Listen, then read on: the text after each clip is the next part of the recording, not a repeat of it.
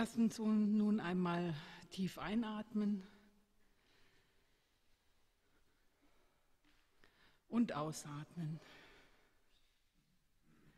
Ich begrüße euch nun noch einmal, nicht im Namen der Gemeinde, sondern im Namen Gottes, im Namen der Schöpferin, die uns geschaffen hat, im Namen Gottes, der in Jesus Christus Mensch geworden ist, und im Namen der Ruach, des Geistes Gottes, der immer bei uns ist. Amen. Wir wollen beten. Guter Schöpfer Gott, du gibst jeder und jedem von uns ganz unterschiedliche Gaben. Wir sehen verschieden aus, denken, leben und lieben ganz unterschiedlich. Und doch sind wir alle deine Geschöpfe, in der Vielfalt von dir geleibt. Heute dürfen wir den Beginn der CSD-Woche feiern, uns auf Fest und politisches Handeln vorbereiten. Wir dürfen Musik hören, nachdenken, erinnern, lachen und weinen. Dafür danken wir dir. Sei du in unserem Gottesdienst und in unseren Festen in den kommenden Tagen. Segne diesen Ort und alle Orte, wo sich Menschen, Schwule, Lesben, Bisexuelle, Transgender und Heterosexuelle sich treffen und zusammenfinden. Lass uns in diesen Begegnungen wachsen und gib uns Freude an deiner Schöpfung. Amen.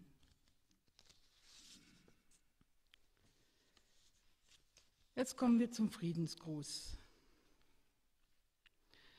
Die Medien sind jeden Tag voll mit Katastrophen und Krisen auf der ganzen Welt. Ich finde es wichtig, informiert zu werden. Die Gefahr für mich dabei besteht, dass ich so langsam und schleichend gegenüber all dem abstumpfe. Mir hilft da der Gottesdienst und insbesondere der Friedensgruß. Egal wie die Zeiten sind, wir können uns immer den Frieden Gottes zusprechen. Der Friedensgruß hilft mir, meinen Nächsten nicht aus dem Blick zu verlieren, Frieden zu schließen und zu halten. Das wisst ihr, zum Friedensgruß können wir uns einander zuwenden, winken und lächeln. Der Friede Gottes, der größer ist als alle Vernunft, sei mit euch. Lasst uns ein Zeichen des Friedens miteinander austauschen.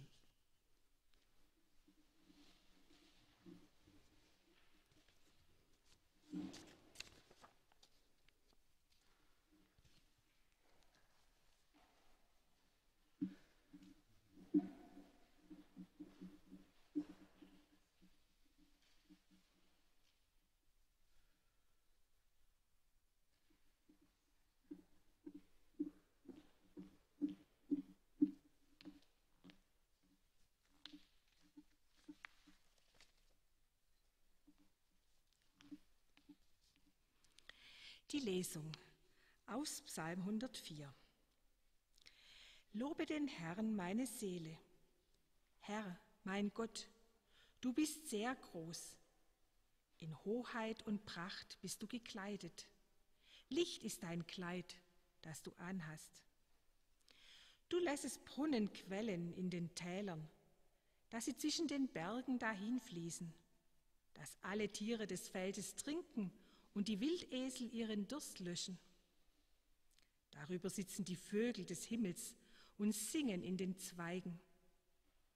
Du drängst die Berge von oben her. Du machst das Land voll Früchte, die du schaffest.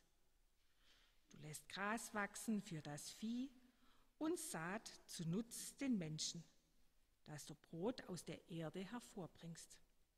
Dass der Wein erfreue des Menschen Herz und sein Antlitz glänze vom Öl und das Brot des Menschen Herz stärke. Die Bäume des Herrn stehen voll Saft, die Zedern des Libanon, die er gepflanzt hat. Dort nisten die Vögel und die Störche wohnen in den Wipfeln. Die hohen Berge geben dem Steinbock Zuflucht und die Felsklüfte dem Klippdachs. Du hast den Mond gemacht, das Jahr danach zu teilen. Die Sonne weiß ihren Niedergang. Du machst Finsternis, dass es Nacht wird. Da regen sich alle Tiere des Waldes, die jungen Löwen, die da brüllen nach Raub und ihre Speise fordern von Gott. Wenn aber die Sonne aufgeht, heben sie sich davon und legen sich in ihre Höhlen.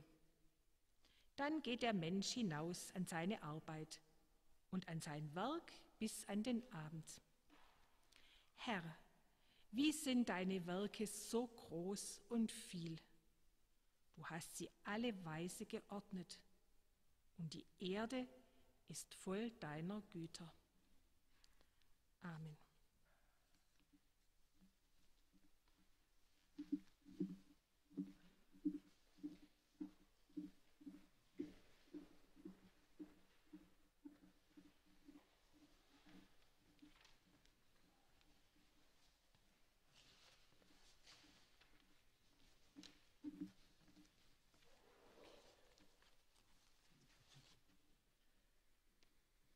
Herr und Gott, segne du Axel und seine Predigt. Lege deine Worte, deine Botschaft in ihn, in seinen Geist und Mund. Segne auch uns, dass wir hören und verstehen, was du, Gott, jedem Einzelnen von uns sagen willst. Amen.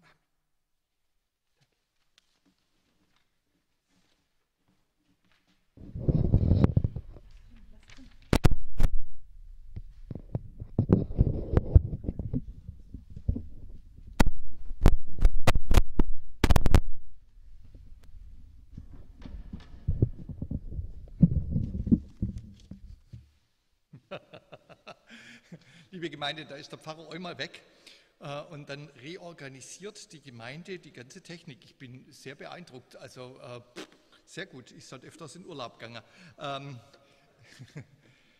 Schön, dass ich wieder hier bin und schön, dass ihr da seid.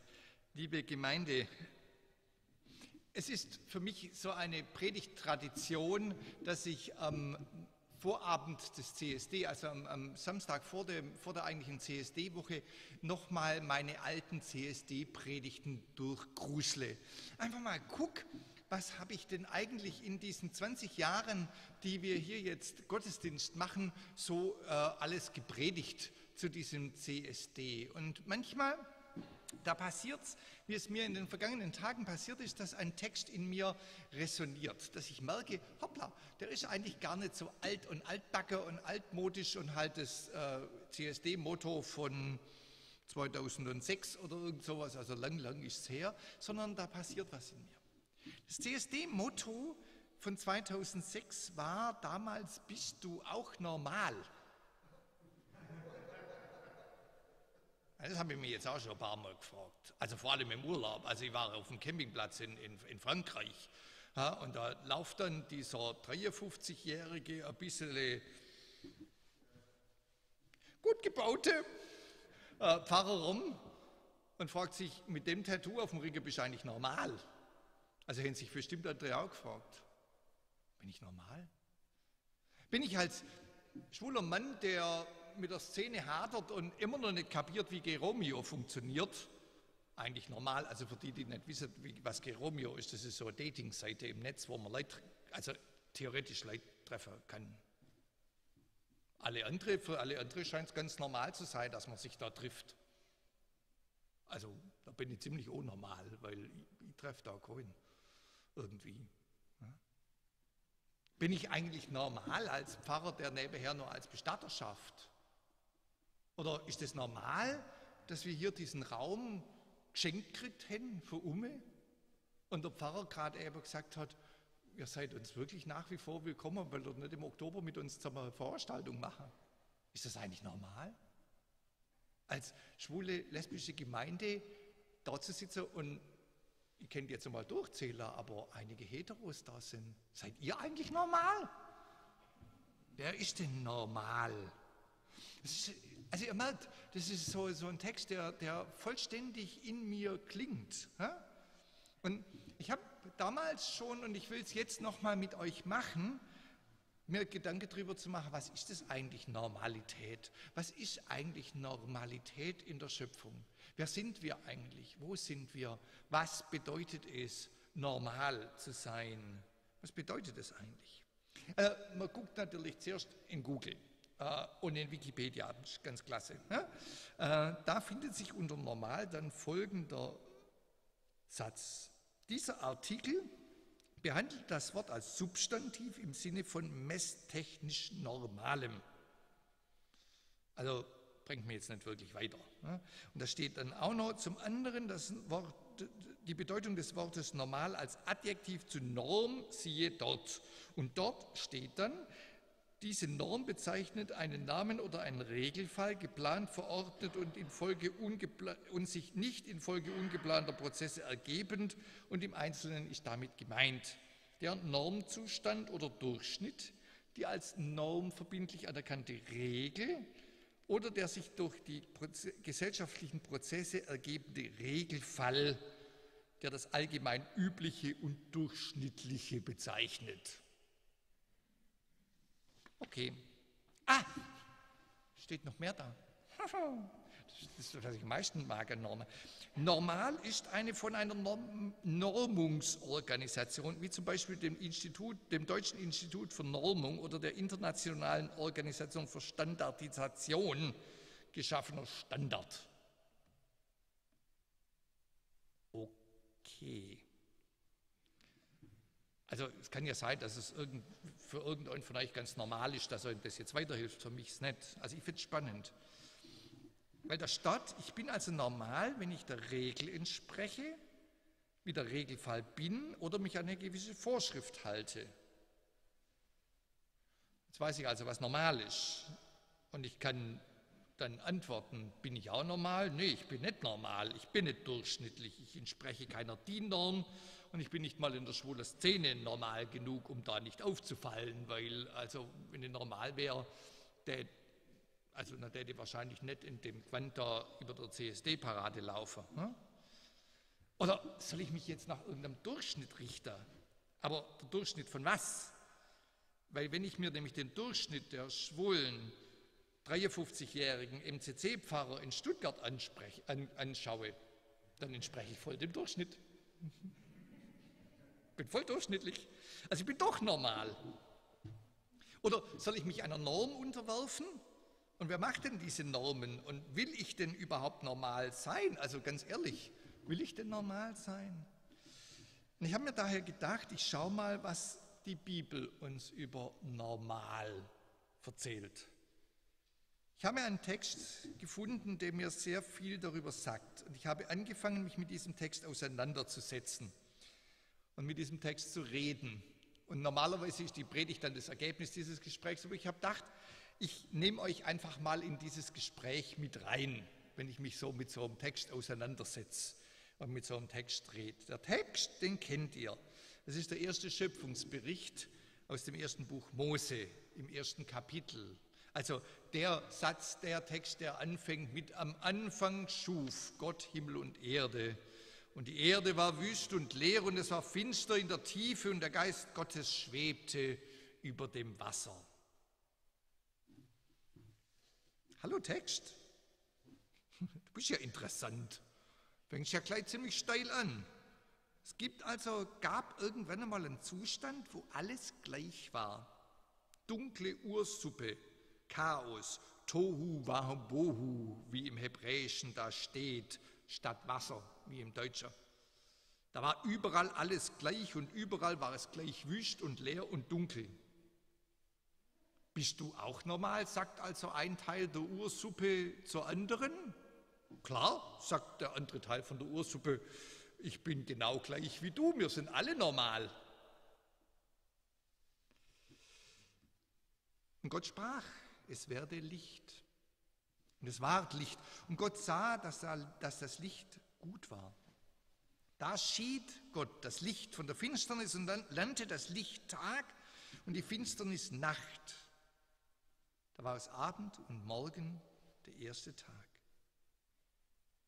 Hallo Text, stoppe mal, was soll denn das jetzt?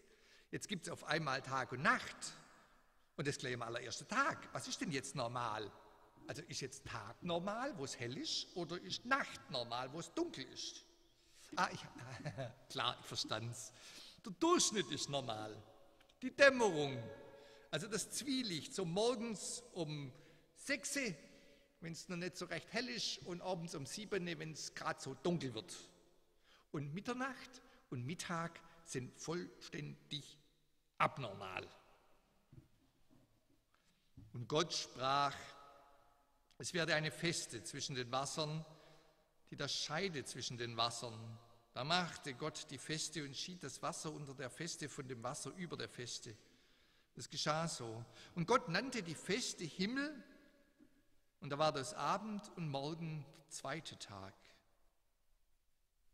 Jetzt wird es ja immer noch schlimmer, Text. Jetzt gibt es auch noch 2 verschiedene Arten von Wasser und eines oben und eines unten. Also das ist doch nicht normal. Und Gott sprach, es sammle sich das Wasser unter dem Himmel an besondere Orte, dass man das Trockene sehe. Und es geschah so. Und Gott nannte das Trockene Erde und die Sammlung der Wasser nannte er Meer. Und Gott sah, dass es gut war. Und Gott sprach, es lasse die Erde aufgehen, Gras und Kraut, das Samen bringe und fruchtbare Bäume auf Erden, die ein jeder nach seiner Art Früchte tragen, in denen ihr Same ist. Und es geschah so. Und die Erde ließ aufgehen Gras und Kraut, das Samen bringt und jedes nach seiner Art, und Bäume, die da Früchte tragen, in denen ihr Samen ist, und jeder nach seiner Art. Und Gott sah, dass es gut war. Okay. Da war aus Abend und Morgen der 3. Tag. Also Text, stopp. Also so Gott's jetzt wirklich nicht. Also ich wollte doch wissen, was normal ist.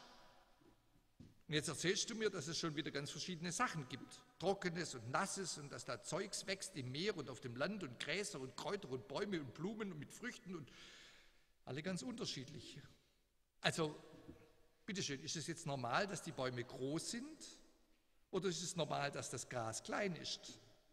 Und wenn wir schon dabei sind, welche Farbe ist denn jetzt eigentlich normal? Grün oder blau oder rot oder gelb? Könntest du mir das bitte mal erklären? Und Gott sprach, es werden Lichter an der Feste des Himmels, die da scheiden Tag und Nacht und geben Zeichen, Zeiten, Tage und Jahre und seien Lichter an der Feste des Himmels, die da scheinen auf die Erde. Und es geschah so. Und Gott machte 2 große Lichter. Ein großes Licht, das den Tag regiere, und ein kleines Licht, das die Nacht regiere, dazu auch die Sterne. Und Gott setzte sie an die Feste des Himmels, dass sie schienen auf die Erde und den Tag und die Nacht regierten und schieden Licht und Finsternis. Gott sah, dass es gut war. Da war aus Abend und Morgen der 4. Tag. Jetzt Text. Ich glaube, ich habe es verstanden.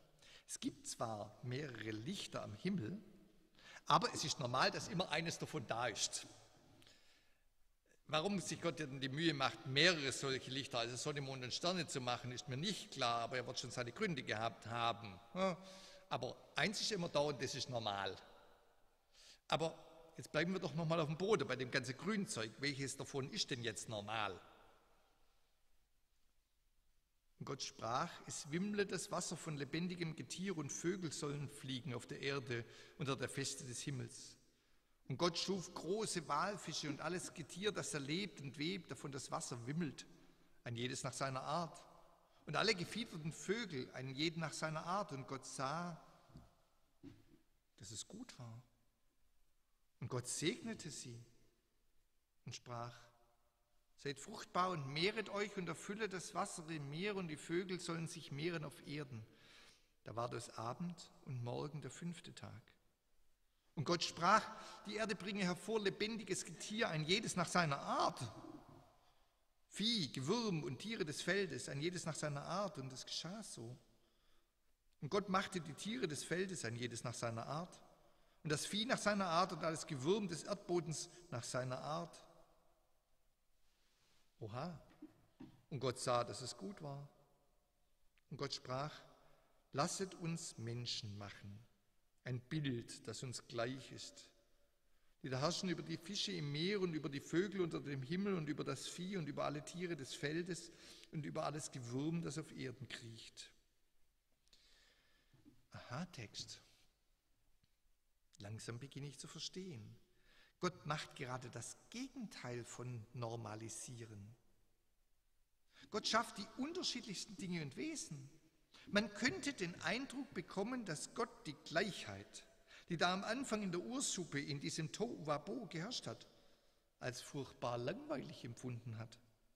Es scheint so, als ob er mit großem Spaß am Detail eine neue Sache nach der anderen erfindet. Tiere mit Pelzen und Fische mit Schuppen und Vögel mit Federn und Tiere mit Schuppen und ohne Pelze und Fische, die Schuppen haben, aber fliegen können. Fliegende Fische? Ist das denn jetzt normal? Und Tiere, die alleine leben und andere, die in einer Herde unterwegs sind oder in einem Schwarm oder wie man sonst das nennt. Und welche, die für eine kleine Weile zusammen sind und andere, die für immer beisammen sind, bis dass der Tod sie scheide. Und welche, wo alle Kinder kriegen und andere, Bienen etwa, wo bloß 2 für ein ganzes Volk Kinder kriegen und sich fortpflanzen. Und die restlichen gar keinen Sex haben. Arme Bienen. Ist das denn jetzt normal? Aber bedeutet das denn auch, dass wir Menschen, und Gott schuf den Menschen zu seinem Bilde, zum Bilde Gottes schuf er sie. Und er schuf sie als Mann und Weib. Und Gott segnete sie und sprach zu ihnen, seid fruchtbar. Mehret euch, füllet die Erde und macht sie euch untertan und herrscht über die Fische im Meer und über die Vögel unter dem Himmel und über das Vieh und über alles Getier, das auf Erden kriecht. Und Gott sprach, sieh da, ich habe euch gegeben alle Pflanzen, die Samen bringen auf der ganzen Erde und alle Bäume mit Früchten, die Samen bringen, zu eurer Speise. Aber allen Tieren auf Erden und allen Vögeln unter den Himmeln und allem Gewürm, das auf Erden lebt, habe ich alles grüne Kraut zur Nahrung gegeben. Und es geschah so. Du meinst jetzt also, Text, dass das, was für die Pflanzen- und die Tierwelt gilt, auch für uns gilt? Dass wir Menschen so verschieden und vielfältig sind, wie es die Pflanzenwelt ist und die Tierwelt? Dass wir gar nicht so sein sollen wie die Ursuppe, ganz normal gleich? Dass Gott uns ganz absichtlich ganz verschieden und ganz unterschiedlich geschaffen hat, als Mann und Frau und mit verschiedenen Größen und manche mit Bärten und andere ohne Bärte und manche rothaarig und manche mit einem kleinen Bäichle. So wie bei den Gräsern und den Bäumen mit den verschiedenen Farben und Fellen wie in der Tierwelt. Das heißt ja dann aber auch, dass die Art, die wir sind, ganz unterschiedlich sein darf. Dass wir ganz unterschiedlich leben dürfen, ganz unterschiedlich lieben und dass das alles ganz normal ist. Und dass Gott das so gewollt hat. Dass es ganz absichtlich Heteros und Homos und große und kleine und dicke und dünne und rothaarige gibt. Und welche, die im Moment nur grauhaarig sind, aber das langt nicht mehr lang. Dann sind sie glatzig. Und Gott sah alles an, was er gemacht hatte, und siehe, es war sehr gut. Da war das Abend und Morgen der 6. Tag. Liebe Gemeinde, bist du auch normal? Also bin ich eigentlich normal, so wie ich bin? Ich heute gerade bin ich denn normal? Von Gott her gibt es eine Antwort auf diese Frage. Wir haben sie gerade gehört. Und diese Antwort ist, nein, du bist nicht normal, weil du ganz besonders bist. Du bist individuell und wunderbar und das ist gut so und das ist ganz normal. Das ist es, was der Schöpfungsbericht am Anfang erzählt, was wir eigentlich hören müssen, immer wieder, nicht bloß in der CSD-Woche. In Gottes Schöpfung ist die Vielfalt, die Schönheit des Andersseins das Normale. Erinnert ihr euch noch an den Anfang vom Gottesdienst? Normal wäre der Durchschnitt, sagt Wikipedia. Also bloß ein Mathematiker kann auf so eine bekloppte Idee kommen. Nur das, was in der Mitte ist, ist normal. Gott ist, Gott sei Dank, kein Mathematiker, sondern Gott ist der Schöpfer, der die ganze Schöpfung sieht und erfüllt. Was uns allen gemeinsam ist, dieser ganzen Schöpfung gemeinsam ist das, was Gott sieht in der Schöpfung und das, was immer wieder in diesem Text steht. Und Gott sah, dass es gut war. Gott schaut euch an und Gott sieht, dass es gut ist. Bist du auch normal? Ja, denn Gott sagt zu dir und zu euch und zu jeder und jedem von uns und zu mir, ja, es ist gut. Vergiss einfach mal die ganze Frage nach Norm. Es ist gut. Das gilt. Oder, was ja auch geheißen hat am Anfang, normal wäre das Übliche. In Gottes Schöpfung gibt es nichts Übliches. Da gibt es nichts, was üblich ist, sondern da gibt es nur Vielfältiges. Kriechende und laufende und fliegende und hüpfende und einfach solche, die einfach nur stehen, sitzen, liegen oder sich auf 1000 andere Arten nicht fortbewegen. Ist einer von denen normal? Sie sind alle herrlich anders. Sie sind alle schön. Sie sind alle geliebt. Normal? Normal wäre ein von einer Normierungsorganisation geschaffener Standard. Der Standard, den Gott selber der Schöpfung gegeben hat, ist Vielfalt. Gott wollte nicht, dass alles gleich ist. Dann hätte er es bei der Ursuppe belassen können. Da war alles gleich und eintönig und langweilig. Aber das wollte Gott nicht, sondern Gott schafft den ultimativen Standard der Schöpfung. Jedes Einzelne ist ein bisschen anders als alles andere. Und genau das ist normal. Bin ich eigentlich normal? Hier ist die Antwort. Hier ist die Antwort, die ich von Gott und von der Schöpfung her höre. Ja, ich bin normal. Normal, nicht nach dem Durchschnitt, nicht üblich normal und schon gar nicht nach menschlichen Normierungsregeln normiert normal. Aber normal in Gottes Schöpfung ist eben, dass ich so bin, wie ich bin. Und dass es vielfältig ist. Und dass du anders bist und du anders bist und jede von uns anders ist. Und wir alle gleich sind, nämlich geliebte Kinder Gottes. Und daher seid normal. Seid unnormal. Seid vielfältig und geliebt gleich, ihr, die ihr Schöpfung Gottes seid. Seid normale Lesben, Schwule, Homo, Hetero, Trans, Bi und Asexuelle. Seid normale Männer und Frauen und alles dazwischen und darum herum und darüber und darunter und mehr, aber nie weniger. Unterwerft euch nicht menschlicher Gleichmacherei, unterwerft euch nicht menschlichen Moden, unterwerft euch nicht denen, die uns erzählen wollen, dass Normalität Uniformität ist und die uns gerne in braunen Hemden im Gleichschritt die Straße hinunter marschieren lassen würden. Blaue Hemden in der Zwischenzeit, Entschuldigung, ich habe meine Farbe durcheinander gebracht. Seid, wie ihr geschaffen seid. Denn das, was Gott angesehen hat, ist gut. Das ist, was Gott immer wieder gesagt hat, ist boah, geil. Echt geil war er. Oder wie es in der Luther-Übersetzung steht, und siehe, es war sehr gut. Ich glaube, Gott hat das Erste gesagt. Daher will ich euch einladen. Beantwortet die Frage nach der Normalität mit Vielfalt. Mit euch sein, mit dem sein, die ihr seid, mit all dem, was euer normales, buntes, vielfältiges Leben unnormal ist.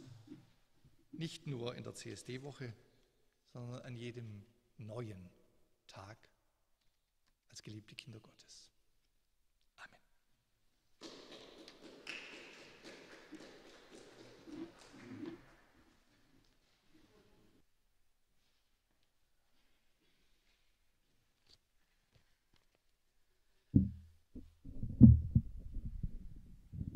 Oh, das war jetzt schön. Ich bin richtig außer Atem. Mal wieder singen, ich finde das jetzt ganz toll.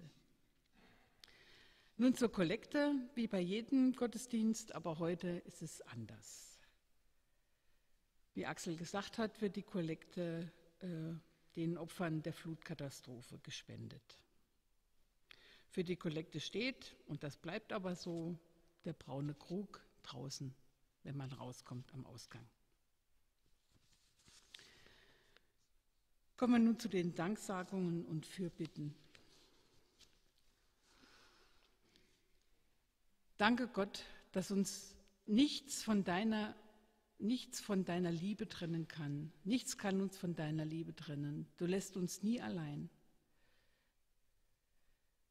Danke für die Kollekte, die Geldspenden, einfach für alles das, was du uns schenkst. Danke für die Menschen, die uns helfen und begleiten, für die Menschen, die uns einfach gut tun. Wir bitten dich, steh denen bei, die bei der Überschwemmungskatastrophe alles verloren haben. Hilf den Trauernden und Verzweifelten. Sorge für Trost, Hilfe und Unterstützung. Sorge auch für Hoffnung, damit sie nicht aufgeben, sondern wieder aufstehen und weitermachen. Wir bitten dich, steh auch den Helfenden, Schützen zur Seite und den Regierenden, damit das Richtige schnell umgesetzt wird. Schenke den Einsamen Gemeinschaft, den Traurigen Trost, den Geängstigten Freiheit, den Schuldigen Vergebung und den Sterbenden Hoffnung auf das Leben bei dir. Lasst uns nun das Vaterunser beten.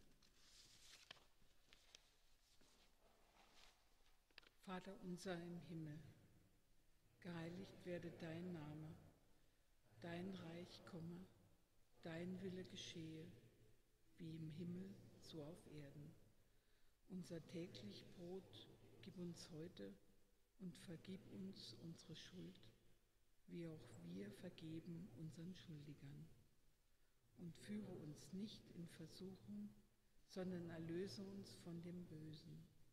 Denn dein ist das Reich und die Kraft und die Herrlichkeit in Ewigkeit. Amen.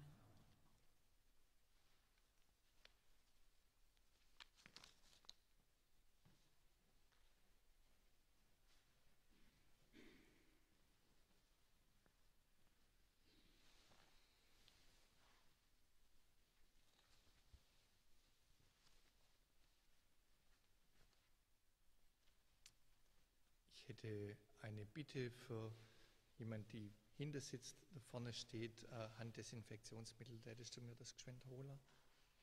Danke. Guter Gott, sei du jetzt hier in unserer Mitte. Segne du diesen Moment und gib uns Ruhe, auf uns selber zu blicken. Mit der gleichen Liebe, die du für uns hast, uns selber anzuschauen. So oft gucken wir kritisch auf uns, denken, wir würden nicht der Norm entsprechen. Nimm du den Blick der Norm aus unseren Augen und lege den Blick der Liebe, auch der Liebe für uns selber, in unsere Herzen. Gib du uns Ruhe, uns zu sehen, wahrzunehmen und dann miteinander Fest zu feiern. Gib du uns Ruhe. Lass uns ruhig werden und auf uns selber blicken.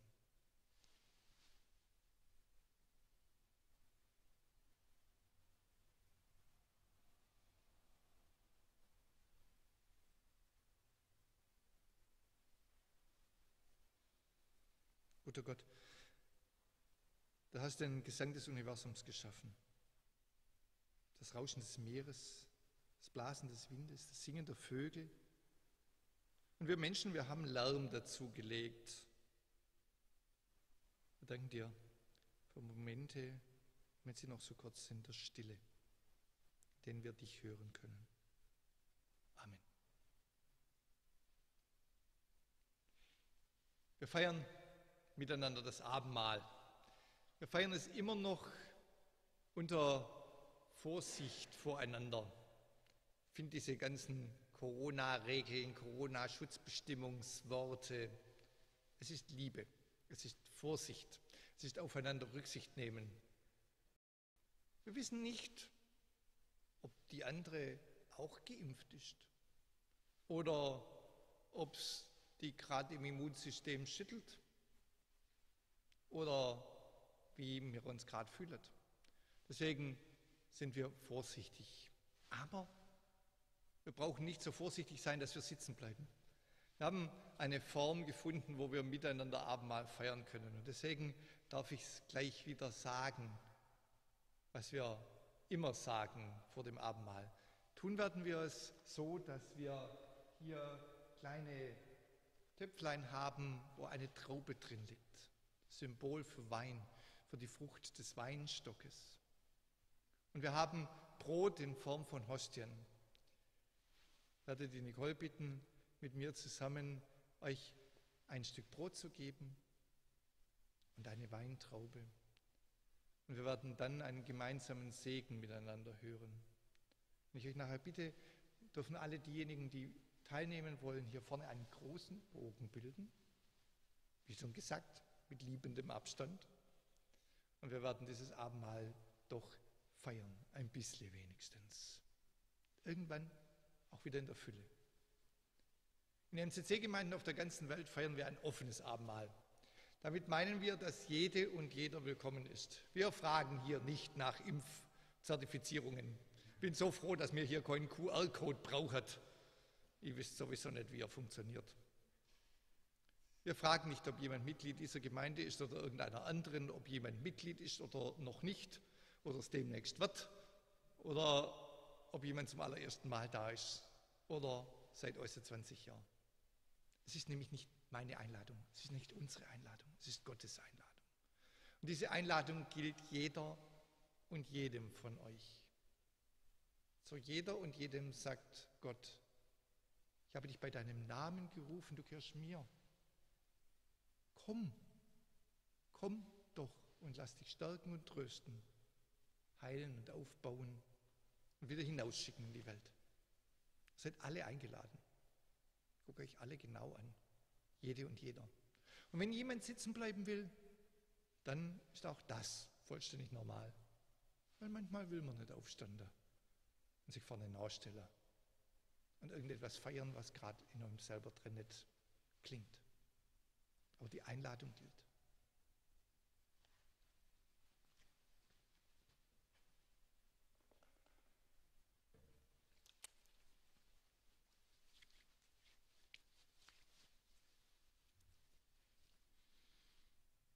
Lasst uns beten. Guter Gott, schaffe du jetzt diesen Raum. Bereite du das Fest. Segne du diesen Moment für uns. Wir haben Brot und die Frucht des Weinstockes gebracht, aber wir brauchen dich in unserem Leben. Wir brauchen dich, dass du uns sagst, du bist geliebt. Wir brauchen dich, damit du uns verteidigst gegen die Normansprüche der Welt. Sei du hier. Segne, schütze, stärke, heile uns. Sei du bei uns, nicht mit dem, um das wir bitten, sondern mit dem, was du uns gibst, was gut für uns ist.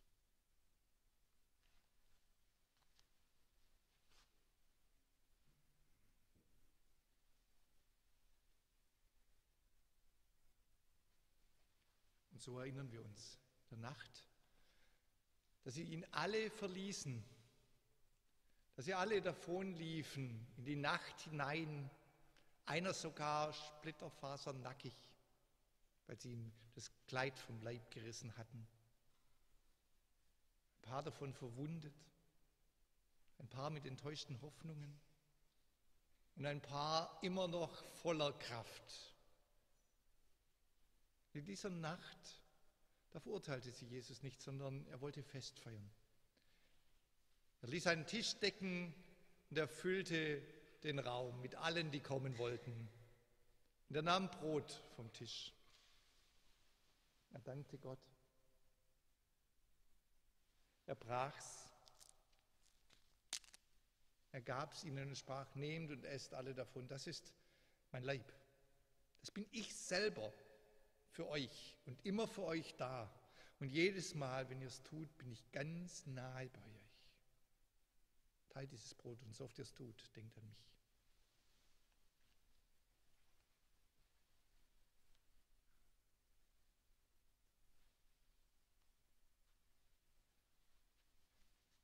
Das Desgleichen nahm er einen Kelch, gefüllt mit der Frucht des Weinstockes. Er dankte wiederum, gab ihnen den und sprach, nehmt und trinkt alle daraus. Das ist mein Blut des neuen Bundes. Der Kelch des Heils für euch gefüllt. Und ihr wisst, Blut bedeutet da, wo das Leben ist. Das ist mein Leben, das euer Leben sein soll. Ich ganz nah bei jeder und jedem von euch. Trinkt aus diesem Kelch und so oft ihr es tut, denkt an mich.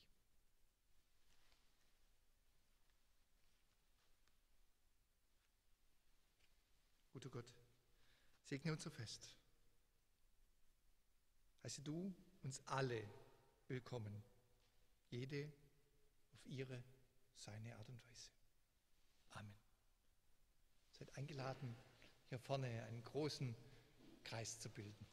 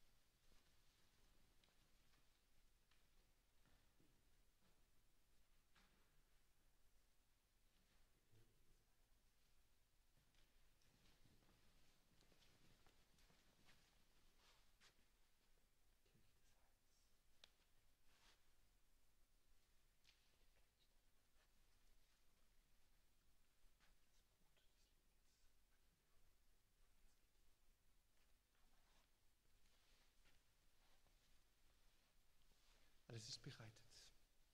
Schmeckt und seht, wie freundlich der Herr ist.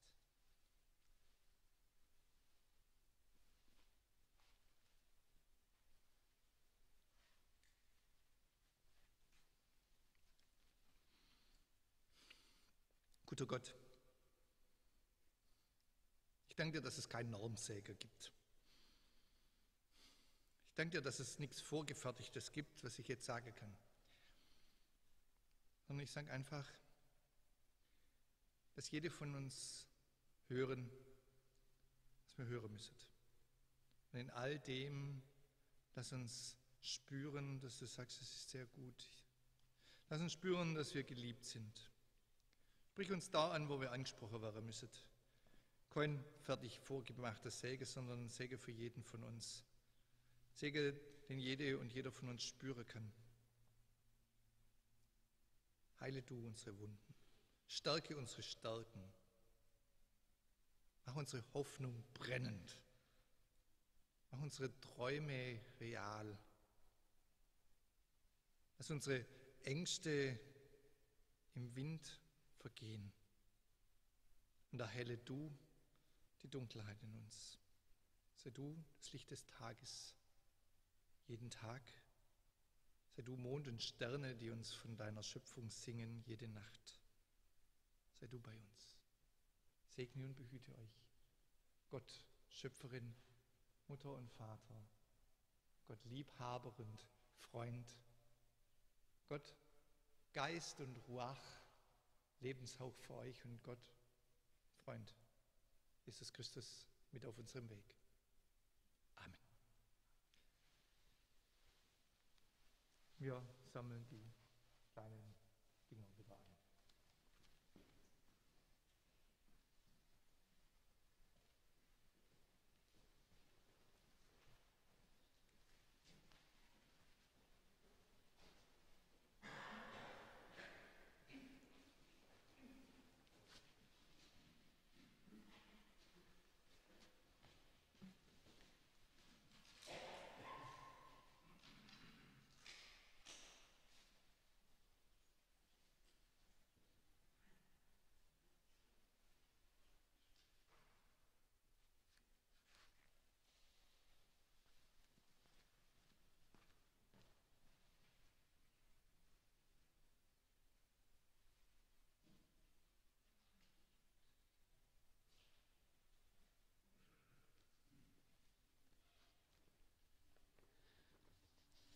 Ja, jetzt sind wir da schon am Ende unseres Gottesdienstes angekommen.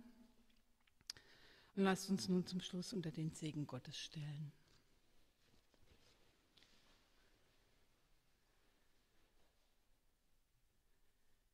Seid gesegnet, dass die Sonne euer Gesicht erwärmt und nicht verbrennt, dass vor Heimtückischem und Bösem ihr bewahrt bleibt und dass Friede und Freude euch begleitet alle Tage eures Lebens. Amen.